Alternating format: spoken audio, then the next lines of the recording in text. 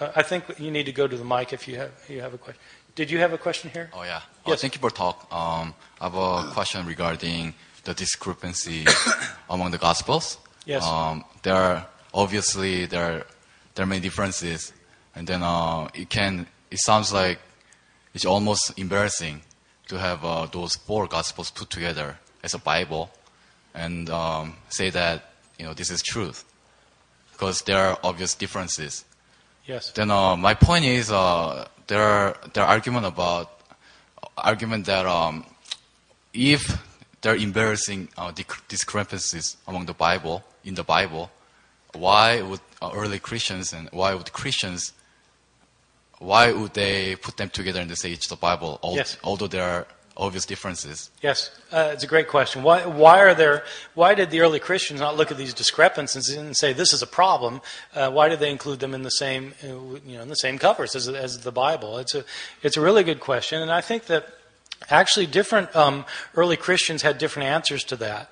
One early Christian in the 2nd century was a guy named Tatian, whose answer to this was that you've got these 4 accounts, and this guy Tatian actually produced a Life of Christ in stereo for Syriac reading Christians in the 2nd century. He took the 4 Gospels and he put them together into one big Gospel and reconciled them all together with one another in a book that was called the Diatessaron, which means through the 4. You take the 4, and through the 4 you get the big gospel. So that was one way of dealing with a problem.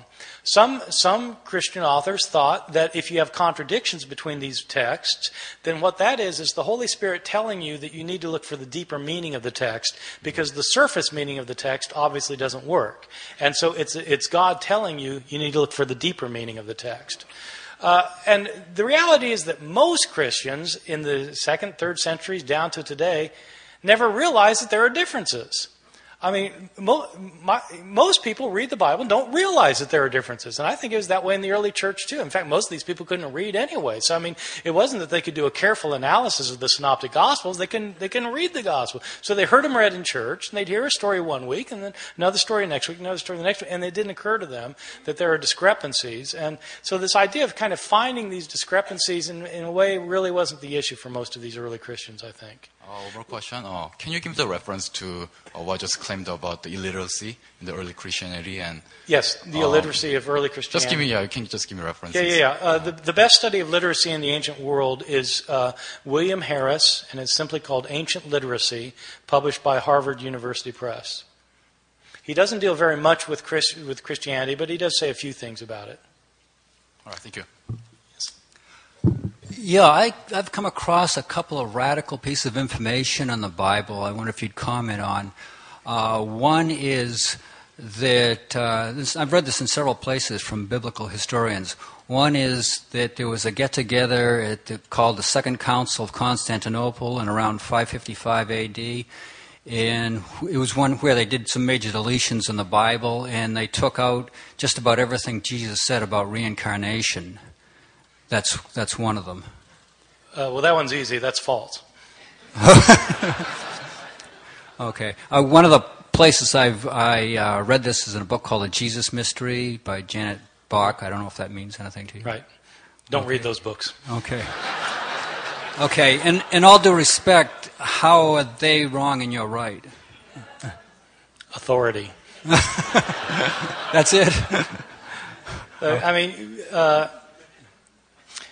There are responsible historians, and there are people who are not responsible historians, and it's a very good question actually, because how do you know the difference? You go to a bookstore and you've got these books. I mean, and some have nice covers and some don't have nice covers. How do you know who? And it's actually not an easy thing, and you have to know who to trust. And so one thing to do is look at credentials. Where do these people teach? Do they teach? Where did they get their degrees? Do they have degrees? Or are they independent researchers? An independent researcher is somebody who doesn't have a degree usually. Why don't they have a degree? So they might be telling the truth, but where do they get their information from? Look at their footnotes and see if they tell you where they got their information from. And then read scholars who teach in reputable institutions, who have reputable degrees, and whose books go through the kind of vetting process that is typical in scholarship. which is that you can't, anybody can publish a book today, but scholarly presses publish books that have gone through a scholarly process of evaluation.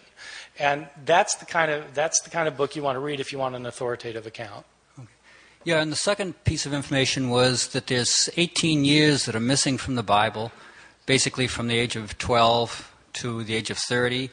And it's been said that was deleted, and that he spent those years traveling through India and visiting with various holy men and so forth, right, and reaching a state of enlightenment. Right, and then coming back to... Yeah, that, you can even find Gospels that claim that. These Gospels were written in the 19th century, but you can at least find Gospels that say it. There are 18 years that are unaccounted for, and the question is, what would Jesus have been doing during these 18 years? And what most historians think is that he would have been doing what any Jewish lad in a small hamlet in Galilee would have been doing. He would have been working every day. Probably a carpenter, or apprenticed as a carpenter, and he probably didn't travel. Jews. He was very poor, probably a hand-to-mouth existence, and probably worked 6 days a week. And on the seventh day, you couldn't go anywhere because it was the Sabbath. So my guess is he just grew up in Nazareth, and there are no ancient sources. You asked me, how do I know this? I've read all of the ancient sources. There are no ancient sources that say anything about Jesus going to India. Yeah, I just find, given the stature of this man, that the fact that there was zero written about him in those 18 years is very suspicious to me. I just think there must have been a deletion somewhere. Why didn't somewhere in the Bible it said, well, from the age of 12 he just spent the time with his father in his shop and doing this and that, and then all of a sudden emerged at 30 and did all these miraculous things. So, anyway. Yeah, thank you. Okay. Yes.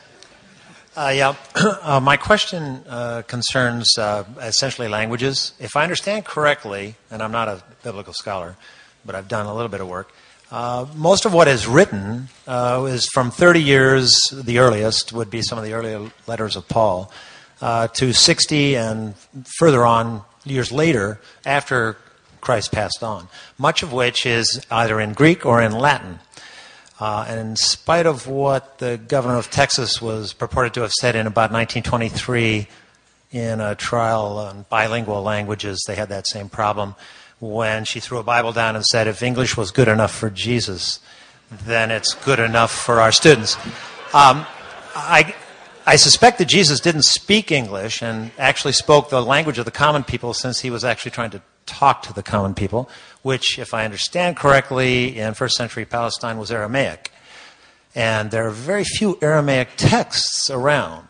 So could you comment on what's missing between what was actually said and the codices that we're actually trying to decode, and with no reference to Da Vinci Code here, decode as being what he might have said. Yes. In fact, I don't believe he spoke English, so he did not say, Father, forgive them, for they know not what they do. No. And in fact, I think the Neil Douglas Klotz and a bunch of others in this Aramaic movement are trying to do something along these lines. So could you comment on that and where you stand there? Yeah, so, no, it's absolutely right. Jesus spoke Aramaic. My opinion is that he did not know Greek, and that he did not know Latin. I think he probably knew Aramaic. The Gospels are written in Greek, so already when you're reading the Gospels in Greek, you're a step removed from the words of Jesus, assuming that the words that are being recorded are actually words that he said, because they're written 30 or 40 years later, and maybe some of these words weren't things that he actually said.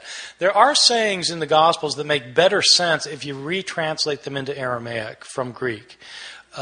It's tricky to do. It's fun too. So give you an example. There's a saying that doesn't make very good sense in Mark chapter 2. I'll use the sexist phrasing of this because it's the one people are familiar with, and it's one that it's easier to make my point.